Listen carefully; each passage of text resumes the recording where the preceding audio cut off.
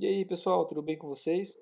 Sejam bem-vindos a mais uma aula da disciplina de controle inteligente. Na aula de hoje, nós vamos começar a unidade 2 do nosso curso, que é o estudo sobre sistemas inteligentes.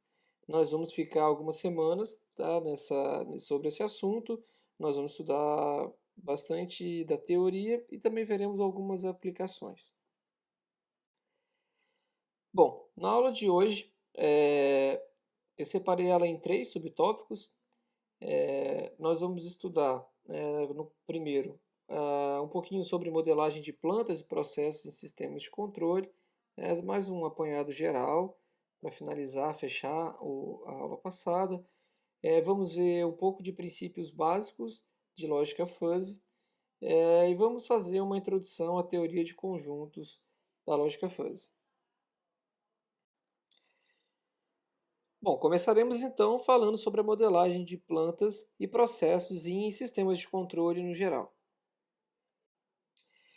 Bom, começando então conversando sobre a necessidade de modelagem de sistemas reais, né? E qual é a necessidade de fazer, de criar modelos matemáticos, né? Que é o que a gente está acostumando a fazer, que vocês estão acostumados a fazer até então, né? A modelagem de sistemas reais, ela é necessária por poder ser objeto de utilização em ensaios e experimentos de uma forma mais fácil, com menores custos do que a utilização de sistemas reais. Tá? Então, uma vez que eu faço uma modelagem, eu consigo realizar diversos testes do meu modelo real, claro, economizando muito dinheiro, né, do que construir o processo para poder realizar os testes. Né? E aí existem três tipos de modelagem. A modelagem experimental, a modelagem matemática, que é a que eu estava comentando, que vocês estudaram em controle inteligente, ou desculpa, em controle automático, ou modelagem analítica, né? E o chamado método heurístico. Bom, o método experimental, ele considera, para a gente entender o método experimental, né, que na verdade a gente já está acostumado a fazer também para muitas atividades, muitos experimentos que a gente realiza, a gente considera um sistema que tem uma única entrada, uma única saída, né, de parâmetros que não variam ao longo do tempo, né, então as respostas elas são sempre iguais para o mesmo tipo de entrada, sempre o mesmo tipo de saída, independente do tempo ou de características externas, que pode ser caracterizado, por exemplo, por essa tabela aqui abaixo, né, que foi construída de forma experimental. Então pegou o sistema, aplicava uma entrada, por exemplo, entrada 0 gerava uma saída 1,5, entrada 2,6 uma saída 4,5 e assim por diante. Tá? O método ele é equivalente ao de se plotar pontos discretos de uma curva característica de entrada versus saída, utilizando o eixo horizontal para entrada, por exemplo, e o vertical para saída. Então, com essa tabela aqui, eu construí esse gráfico. É um gráfico construído experimentalmente, né? Então, ele é feito por pontos discretos. Eu não conheço os intervalos entre esses pontos, né? Eu não sei o que realmente acontece com o meu sistema entre esses pontos, mas eu consigo determinar o que acontece com a minha saída exatamente nesses pontos de entrada. Bom, esse método ele tem alguns problemas, claro, vários problemas, né? E várias desvantagens, né? Por exemplo, geralmente os equipamentos físicos de que se constitui o processo, eles não estão facilmente disponíveis, tá? Então, isso dificulta com que a gente fique fazendo experimentos, né? E aí, né, consequentemente, a gente não pode efetuar experimentos para determinar como o processo reage a diversas entradas, não se podendo projetar o sistema de controle apropriado, ou seja, se eu deixo de testar algumas entradas, né, eu tenho um sistema onde eu não sei o que vai acontecer com a minha saída nesses pontos onde eu não realizei o teste. E mesmo que os equipamentos processos estejam disponíveis para experimentação, o procedimento experimental ele pode ser caro, né, ele vai ser caro muitas das vezes, tá? E também, né, é muito comum a gente ter problema de segurança em planta industrial que vai inibir a operação em malha aberta, né? Por exemplo, um vaso de pressão que é um sistema super sensível, né, que a gente tem que tomar muito cuidado com os limites de pressão. Eu não vou ficar operando ele em malha aberta, colocando pressão lá de maneira aleatória para poder ficar testando saída, correndo risco de causar uma explosão. Bom, além disso, um número muito grande de valores de entrada, ele pode ser impraticável de se medir, né? E uma interpolação entre tais medidas vai ser sempre necessária para a gente conseguir relacionar a minha entrada com a minha saída. Então, só para a gente ter uma ideia, né, eu peguei aquele gráfico que eu mostrei lá daquela tabela, e aí eu fiz duas interpolações, uma completamente linear, né, então, que eu tento descrever aqui como é que funciona o meu sistema, né, ou seja, eu estou supondo que ele segue essa reta, né, então, para uma determinada entrada, para eu descobrir que eu tenho na saída, bastaria eu vir aqui no meu gráfico, né, e medir a, nessa linha, né, e determinar lá o que eu tenho na saída. E fiz também aqui uma função de segundo grau, né, que tenta aproximar, tentando aproximar, né, os pontos que eu tenho do meu experimento que relaciona entrada com saída, né. O problema da interpolação é que nem sempre a gente consegue, né, uma equação, né, para poder descrever fielmente o funcionamento do nosso sistema. Né? Nesse caso aqui, por exemplo, pelo menos visualmente, a gente tende a pensar que uma função do segundo grau descreve melhor o funcionamento do que uma função do primeiro grau.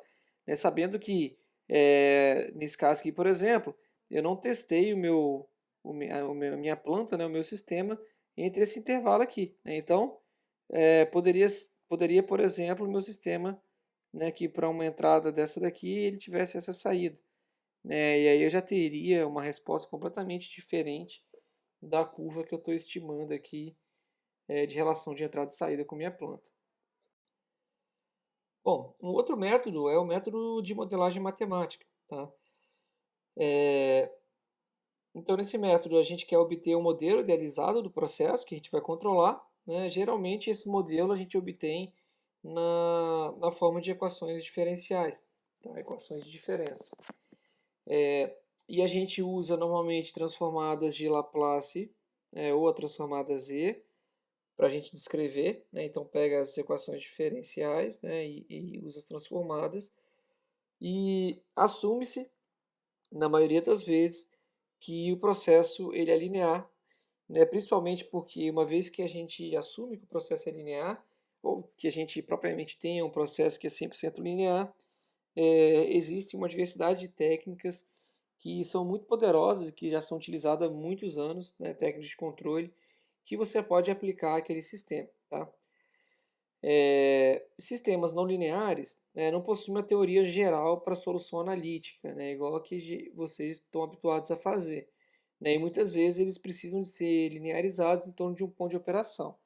Né? Então pega um sistema que é não linear, né? Escolhe um ponto onde você vai operar, né? Observa se você pode aproximar, né, aquela faixa de operação por uma reta, e aí você lineariza então o seu sistema para poder facilitar a ação de controle ou o controlador que você quer implementar.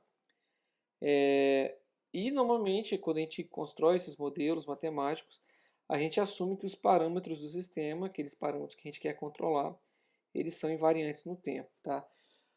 Significa dizer, por exemplo, que a minha válvula nunca vai ficar velha, porque eu sei que quando eu compro um equipamento, por exemplo, uma válvula que funciona com fluido mecânico, eu sei que com o passar dos anos, provavelmente o mesmo sinal de comando que eu dava no começo não vai causar o mesmo efeito naquela válvula. Ou seja, às vezes ela girava 30 graus, depois de 5 anos ela vai estar girando 28, 27. Então, a gente sabe, né, que alguns parâmetros eles são variantes, né, mas a gente ignora alguma dessas variações na hora de fazer os modelos matemáticos. Bom, esse modelo ele tem algumas dificuldades para o seu desenvolvimento, né? E eu vou apresentar aqui algumas coisas que causam essa dificuldade, né? Que torna-se difícil projetar modelos matemáticos para resolver alguns tipos de problema, tá? O primeiro que eu trouxe aqui são os fenômenos físicos ou químicos, tá? Pobremente compreendidos, tá? O entendimento completo dos fenômenos físicos e químicos que ocorrem em muitos processos é em geral impossível. Há diversos fenômenos físicos ou químicos em que até um grau aceitável de conhecimento é um fator complexo. Por exemplo, relacionamento de reações químicas em reatores nucleares com temperaturas e pressão no vaso, controle de temperatura e coloração de chamas, deslocamento de materiais em fluidos, processo de fermentação, dentre outros, né? Então, às vezes, a dificuldade de conhecer como que funciona a dinâmica do fluido que você está trabalhando, né? Do processo físico e químico, isso vai dificultar e muito o processo de modelagem matemática. Ele também é afetado pelos valores imprecisos de parâmetros, tá? Nem sempre valores exatamente precisos estão disponíveis, tá? E como eu estava até comentando, né, os valores, os parâmetros, eles variam no tempo, né, e você precisaria de uma descrição, além de como o sistema funciona, também de como esse parâmetro ele varia com o decorrer do tempo. Uma outra causa também é a dimensão e a complexidade do modelo, né? Quanto mais próximo ah, da realidade a gente quer chegar com o nosso modelo, ou quanto mais complexo é o nosso modelo, né, a gente vai precisar de desenvolver um modelo mais preciso e também com maior resolução, né? Isso normalmente lá na frente vai gerar custos computacionais relativamente elevados para a solução de problema. Temos também os distúrbios externos. Quem fez experimento de controle deve ter observado bastante que existem diversos distúrbios externos. Alguns deles a gente consegue modelar, mas muitas vezes vários desses distúrbios eles não são considerados no modelo, né? E aí uma vez que a gente tem uma influência, quando esses distúrbios eles passam a influenciar mais, a gente passa a ter uma discrepância maior entre o modelo que nós consideramos e o modelo real.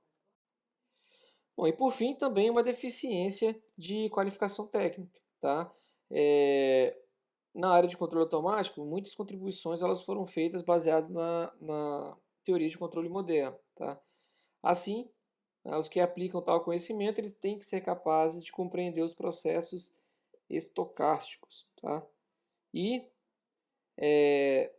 álgebra com várias variáveis, né? E também processamento digital de sinais, dentre outros tópicos que estão correlacionados com o controle moderno, tá?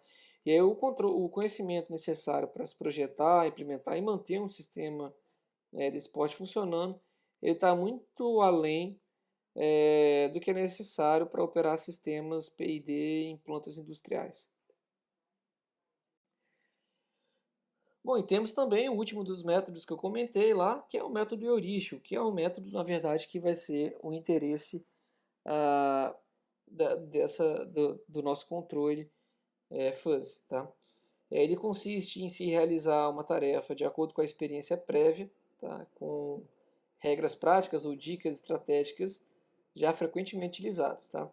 Uma regra heurística ela é uma implicação lógica da forma, né, daquela que a gente está acostumado a utilizar em programação. Então, se uma condição for verdadeira, então a gente tem uma consequência para aquela condição. Tá? Então, uma regra típica de uma situação de controle vai ser se condição, então ação.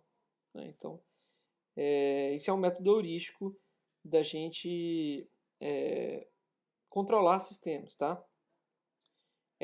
Regras associam conclusões ou consequências com condições ou antecedentes. O método heurístico é similar ao método experimental de se construir uma tabela de entradas e saídas. Né? Para cada linha da tabela, tem-se uma relação entre as variáveis de entrada e saída. Então, se uma entrada daquela da linha for verdadeira, então a saída que você quer é aquela saída do outro lado da tabela.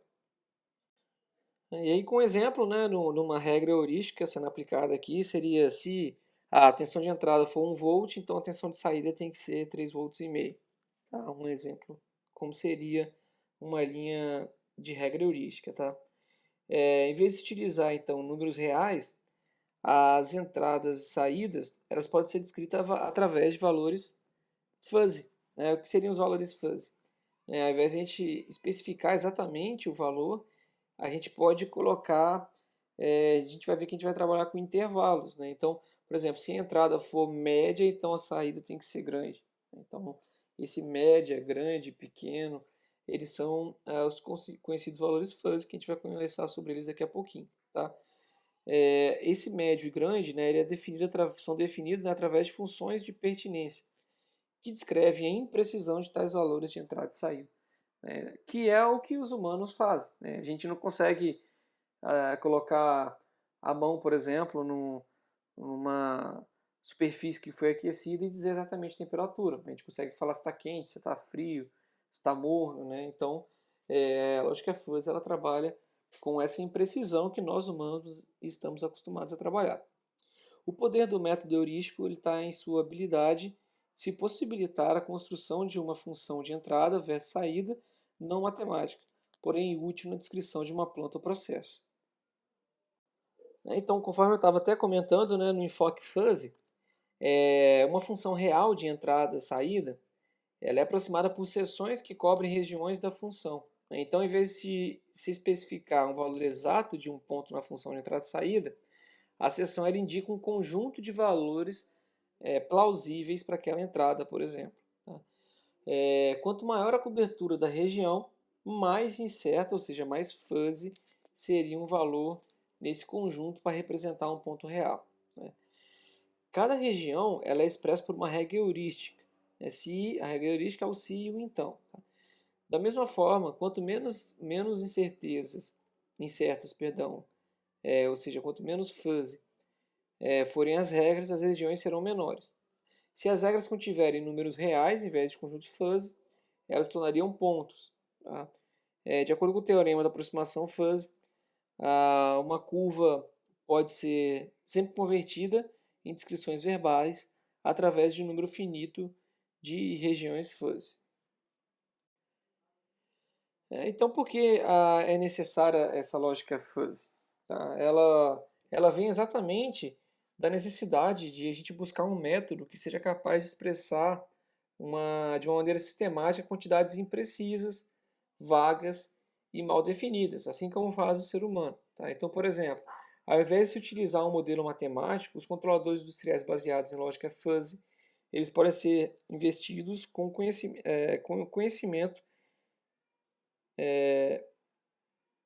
experimental de operadores humanos já treinado. Tá? Ou seja, eu pego a experiência de um cara que trabalha naquela planta há 20, 30 anos, né, e uso isso para fazer com que a ação do meu controlador ela seja tão boa quanto a ação que eu tinha, né, desse humano operando a planta. Na prática, ela vai acabar sendo até melhor, né, do que era desse operador. Né? E a vantagem de controladores inteligentes é permitir então que regras heurísticas possam capturar estratégias de controle de operadores humanos. Bom, então fazendo uma comparação, né, entre a metodologia de modelagem convencional, que é que vocês estudaram, e comparando ao método de controle fuzzy, tá, para a gente tentar entender onde que vai a diferença na hora do nosso projeto. Né? Na metodologia convencional, do projeto de sistemas de controle, o que é modelado então ela é a planta, né, ou o processo que a gente está controlando. Então a gente tem uma planta que ela é desconhecida, né, então a gente tenta identificar essa planta para poder criar um modelo dela. Então a gente colocaria um identificador aqui junto da nossa planta. E aí esse sistema, né, que é onde nós colocamos ali o identificador, ele é assumido como um sistema linear, né, ou aproximadamente linear, que vai ser então caracterizado por um conjunto de equações diferenciais, né, cuja solução indicaria ao controlador como os parâmetros deveriam ser ajustados para um determinado comportamento do sistema. Né? E aí você escolheria então, baseado, né, esses parâmetros, né, você escolheria eles baseados em critérios como amortecimento, sobressinal, velocidade de resposta, tempo de acomodação, erro em regime permanente, que são aí os critérios que vocês estudaram lá em controle automático. Bom, em sistemas onde nós não temos o controle automático, né, os operadores eles ainda são empregados para fazer o controle. Né? E a metodologia de projeto, ela está focalizada no comportamento dos operadores, tá? Isso é, como eles ajustariam os parâmetros de controle para um determinado conjunto de circunstâncias. É para isso que a lógica fuzzy vai olhar. Então, na metodologia fuzzy, é o operador cujo modelo está sendo identificado. Então, eu não quero identificar na metodologia fuzzy exatamente como que a planta funciona, né? Mas eu quero saber como que o operador faz para controlar aquela planta, né? E assim, o controlador fuzzy, baseado no modelo identificador do operador humano, ele torna-se um modelo lógico da forma com que o operador raciocina ao manipular o sistema, tá? Esse deslocamento de ponto de vista, ele, do ponto de vista de modelagem do sistema físico, para o operador humano, ele muda o enfoque dos problemas de controle automático. Então aqui, né, a gente tem um operador operando uma planta desconhecida, né, mas ele sabe como operar a planta, claro, tem que ser um operador que é especialista na operação daquela planta. E aí a gente tem então fazer a identificação do operador, né, de como ele faz para poder operar aquela planta, que é como a gente espera que o nosso sistema funcione. Bom, falando agora um pouco, qual que seria então o controlador correto para a aplicação correta? Já que a gente vai começar a ver agora um método diferente de fazer o controle, né? E aí basicamente é o seguinte, né, se a planta ou o processo que você está querendo controlar, o que está sendo controlado, ele não é completamente linear, né? Porém, a não linearidade entre entrada e saída é conhecidamente uma função suave, né? Ela não tem descontinuidades, ou se apesar do processo ser não linear, ele opera em um ponto quiescente, né, em torno do qual variações pequenas são lineares, a solução com o controlador PID ou com PLC com um PID interno a ele, eles podem controlar plantas, tá, mesmo com uma dinâmica desconhecida. Tá? Devido ao fato dos controladores PID serem de entrada única e saída única, e a maioria das plantas dos processos industriais serem multivariáveis por natureza, né, ou seja, a gente não quer controlar só uma variável, queremos controlar várias variáveis para poder controlar a nossa planta, a gente verifica que cada variável controlada necessita do seu próprio controle e do seu próprio valor de referência. Então, daí, né, a necessidade em sistemas de controle da gente ter um sistema de controle supervisório, tá? Que é capaz de ajustar os valores de referência de uma multitude de malhas de controle. Então, tem um sistema supervisório, tem várias malhas de controle sendo supervisionadas por ele, né, e esse sistema ele cria os laços entre essas malhas de controle para poder fazer o controle de todo o sistema funcionar. E aí, uma das mais importantes características de controladores fuzzy é a habilidade em se executar controle multi-objetivos, né? Mesmo com requisições conflitantes, de forma a se obter um bom compromisso na estratégia de controle. Né? Exemplo, eu tenho um elevador de uma ponte rolante, onde o container suspenso em uma corrente ele deve ser transferido do navio para um vagão de trem. Então tem um porto lá, né, com esse elevador, na ponte rolante que eu tenho que fazer esse transporte.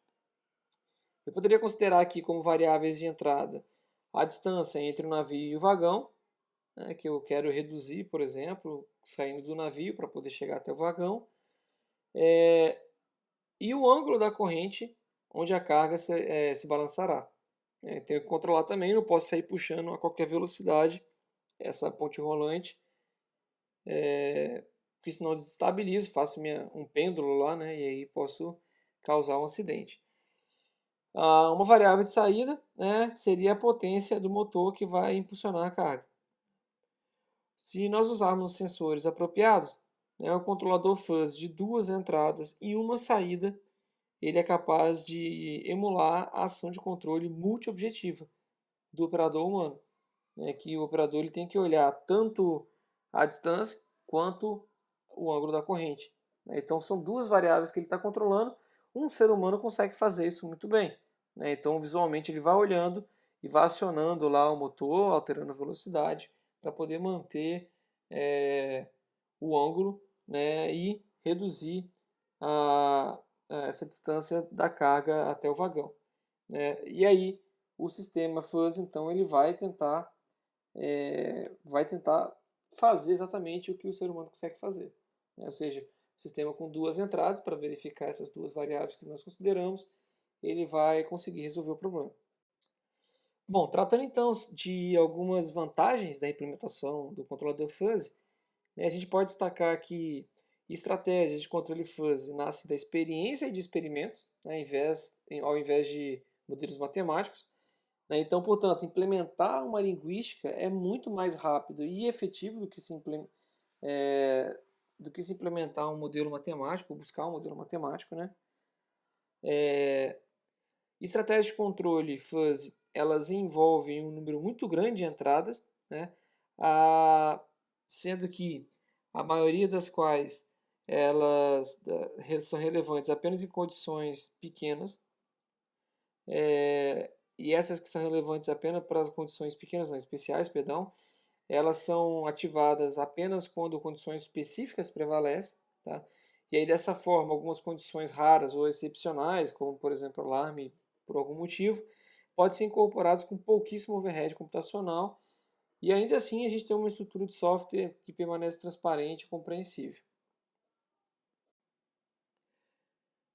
Uma outra vantagem também é que estratégias de lógica fuzzy implementadas em produtos comerciais voltados para o mercado de massa, elas também devem ser de baixo custo, tá?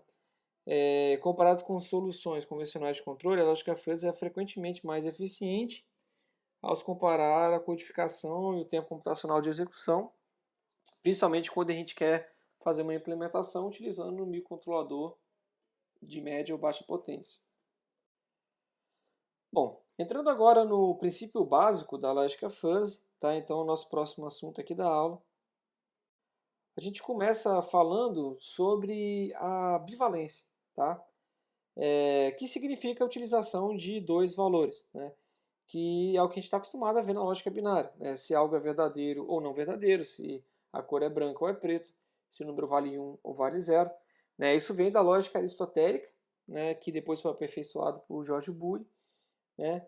E ela está profundamente enraizada no nosso modo de pensar, né? Então, nós, como humanidades, a gente está acostumado a falar o que é certo, o que é errado, tá na lei, tá fora da lei, né? Então, ela tem muita ambivalência, tem muito a ver com a nossa forma de raciocinar, tá? A própria ciência da computação ela é baseada na ambivalência, né? Os computadores são construídos para operar com sinais lógicos, 0 1, né?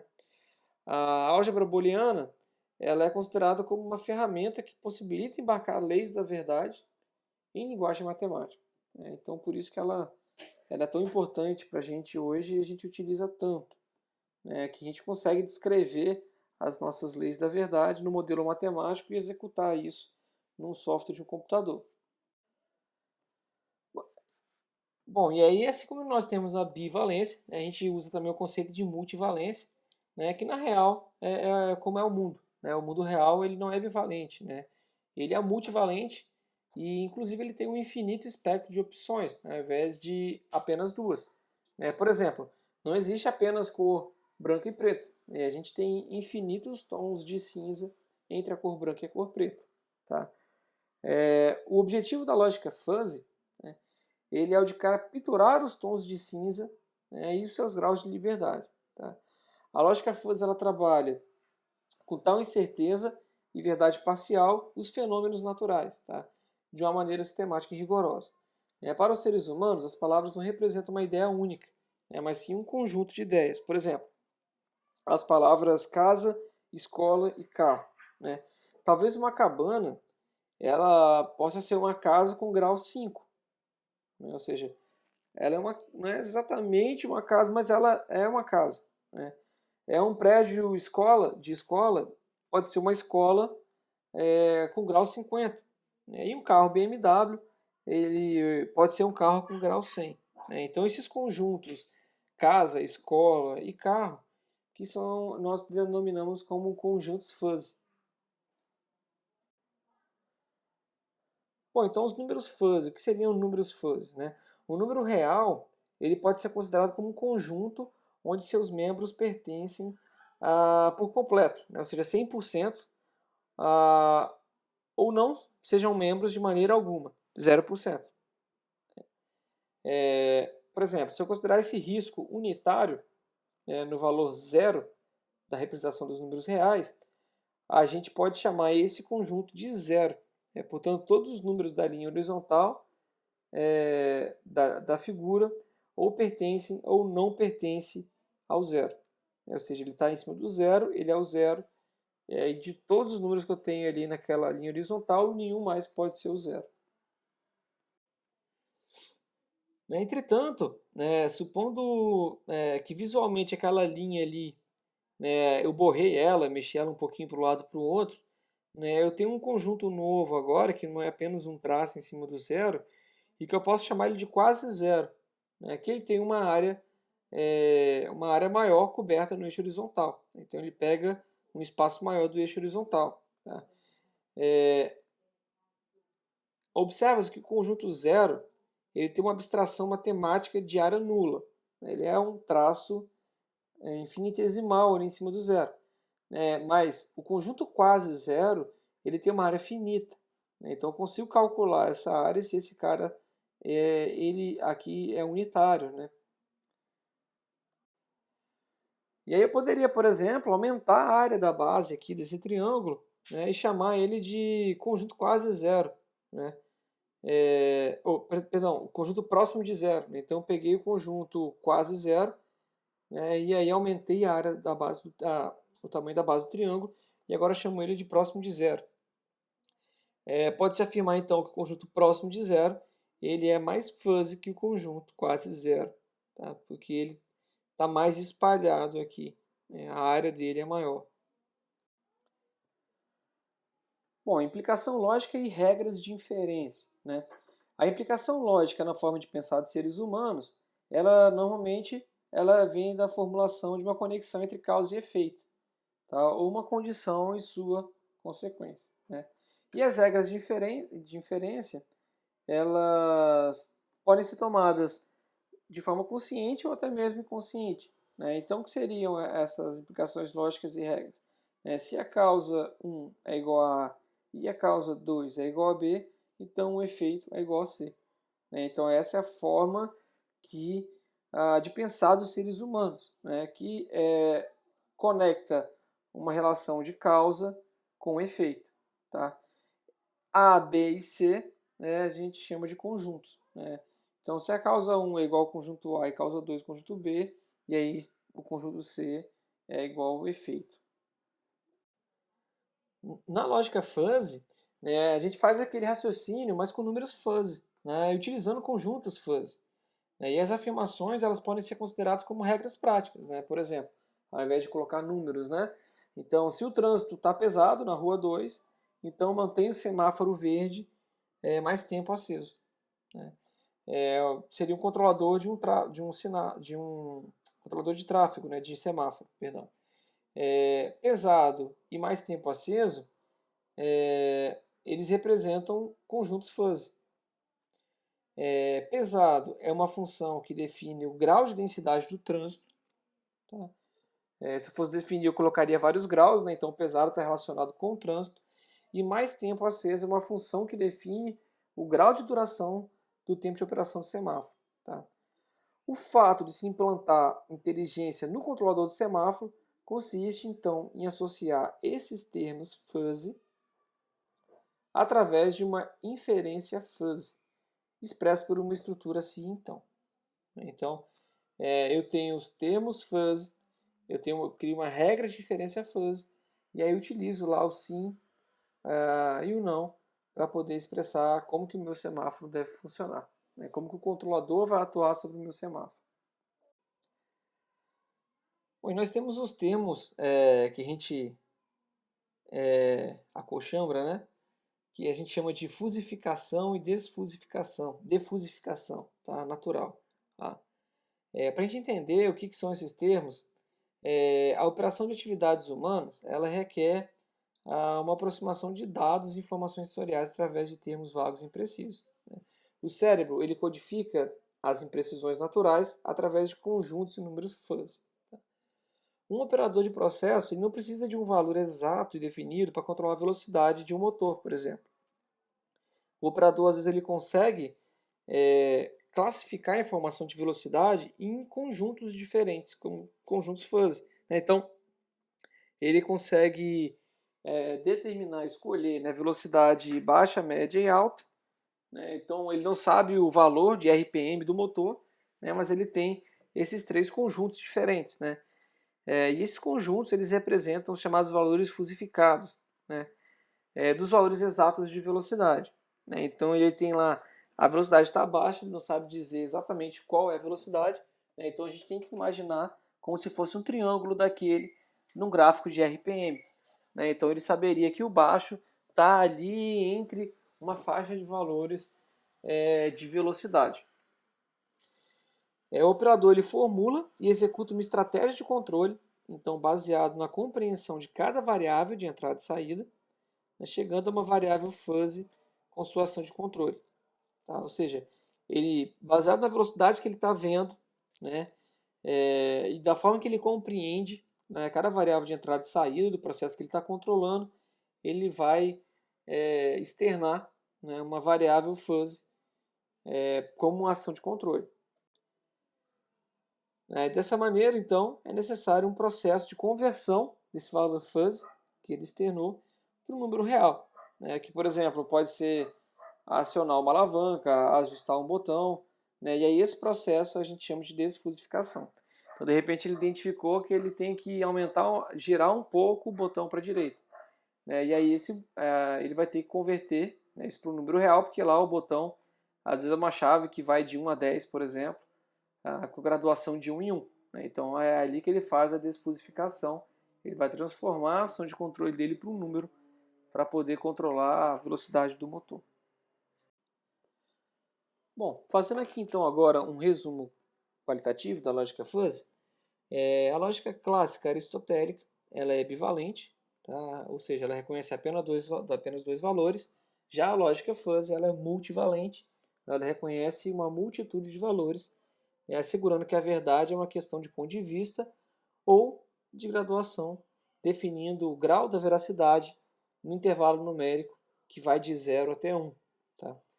A lógica fuzzy ela é uma forma de gerenciamento de incertezas através da expressão de termos com grau de certeza no intervalo numérico de 0 a 1, onde a certeza absoluta ela é representada pelo valor 1. Expressões verbais, imprecisas, qualitativas, inerentes da comunicação humana, que possuem vários graus de incerteza, são perfeitamente manuseáveis através da lógica fuzzy. No raciocínio humano, consistindo de implicações lógicas, ou também chamado por inferência lógica, a entrada condição e a saída consequência são associadas por regras de raciocínio, com graus de verdade no intervalo de 0 a 1. Então esse é basicamente um resumo que nós vimos até agora sobre lógica fuzzy. E para a gente finalizar a nossa aula de hoje, a gente vai fazer agora uma introdução à teoria de conjuntos. De conjuntos, claro, na lógica fuzzy. Bom, então a gente vai começar fazendo uma análise de sistemas, né, sobre o enfoque da teoria de conjuntos. Né. Em um sistema de múltiplas entradas e múltiplas saídas, né, com M terminais, por exemplo, de entrada e P terminais de saída, a gente pode aplicar um conjunto de possíveis sinais de entrada de forma a se obter as suas respectivas saídas. Né. Então é importante o estudo de algumas operações da teoria de conjuntos, que é o que a gente vai fazer agora, possibilitando um raciocínio de combinação entre entradas e saídas. Tá?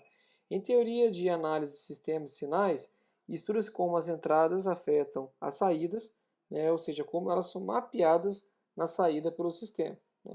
O sistema transforma a combinação de M conjuntos de entrada em P conjuntos de saída.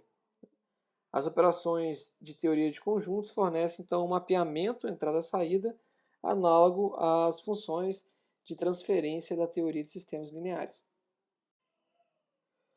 Bom, então vamos ver agora algumas noções básicas então, sobre os conjuntos. Tá? Na teoria básica sobre conjuntos, uma forma de indicar a pertinência em um elemento X em um conjunto A, né, a gente fala lá X pertence a A, por exemplo, é utilizando uma função de pertinência como essa MIA de x, tá?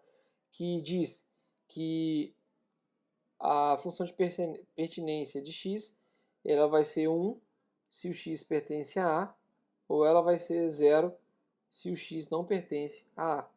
Tá? A pertinência de um elemento que esteja exatamente nos limites, tá? Ou seja, alguém que está aqui exatamente na borda, ela não tem um valor certo, né? Não existe aqui, porque a nossa função de pertinência só trata se está dentro ou se está fora. Tá? E isso acontece, por exemplo, numa porta TTL, que não está funcionando de maneira correta. O correto seria, por exemplo, ela ter 0 ou 5 volts e por algum problema na porta está saindo lá 3,1 volts. Um valor que não pertence à função de pertinência dela, que era para ser só 0 e 5. Dessa forma, até o TTL puxando, né, é que a propriedade fundamental da lógica convencional, que a gente usa sobre conjuntos, né, ou da lógica booleana, ela é que a função de pertinência ela é bivalente. Essa função que eu escrevi aqui, ela é uma função bivalente. Só pode assumir dois valores, que são os valores 0 ou 1. Tá? Só que aí eu vou trazer um outro exemplo agora, que seria, por exemplo, a velocidade de um carro.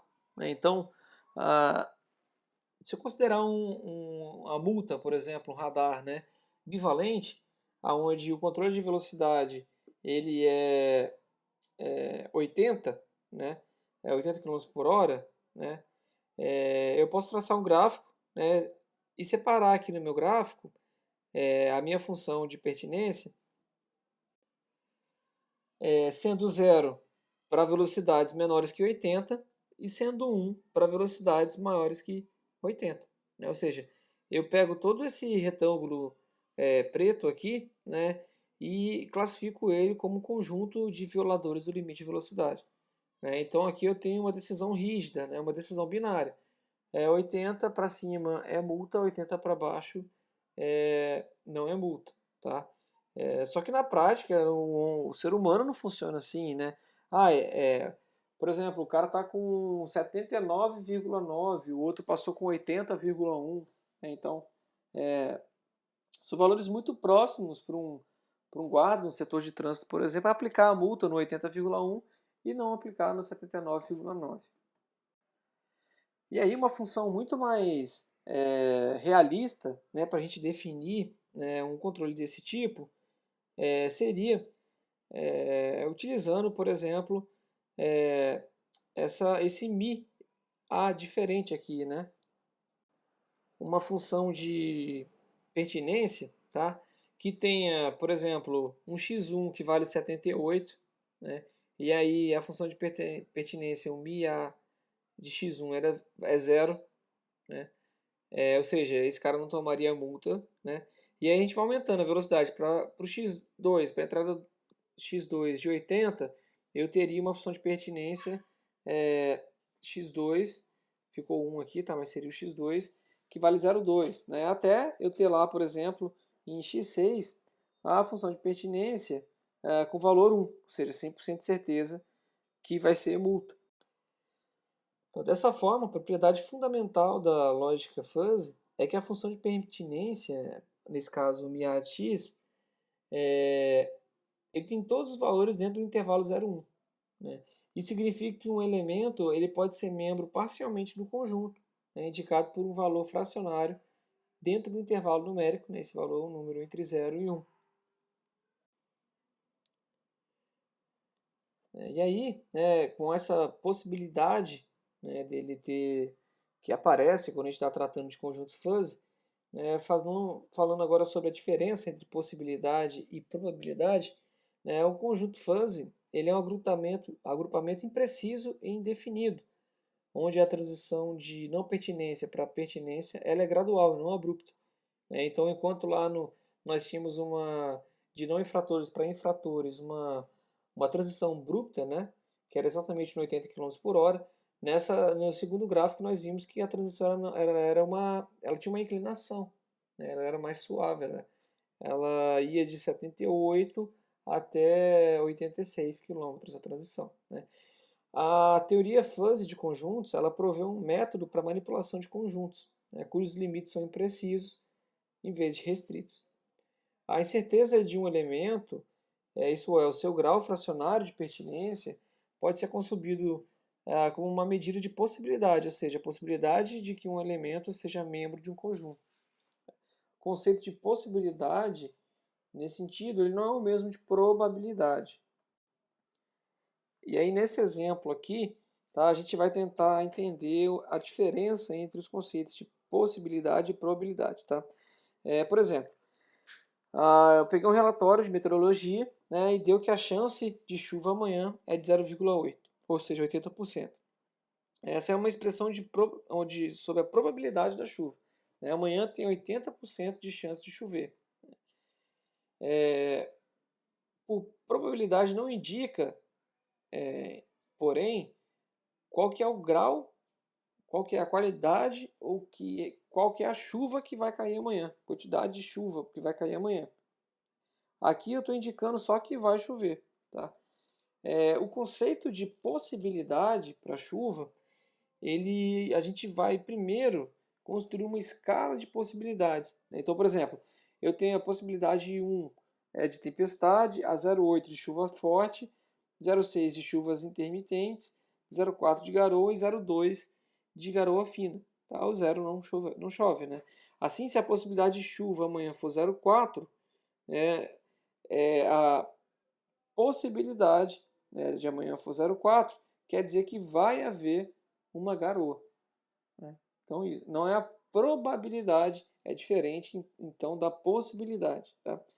Além de ser uma medida de possibilidade 0,4, a expressão linguística garoa, ela também representa o valor de pertinência do elemento, ou seja, a força da chuva amanhã no conjunto chuva. Então tem o conjunto chuva, que tem alguns elementos diferentes, e o garoa, ele está ali relacionando qual que é como que seria a chuva amanhã. Bom, falando agora sobre subconjuntos, tá? Considerando E um conjunto e A um subconjunto, né, de E, né, ou seja, A está contido em E, a gente pode pegar um conjunto E que tem x1, x2 até o x6, né, e o A sendo o subconjunto com x2, x3, x4 e x5. Né? A função de pertinência para o subconjunto A, então, com relação a cada elemento do conjunto E, ela pode ser escrita da seguinte forma.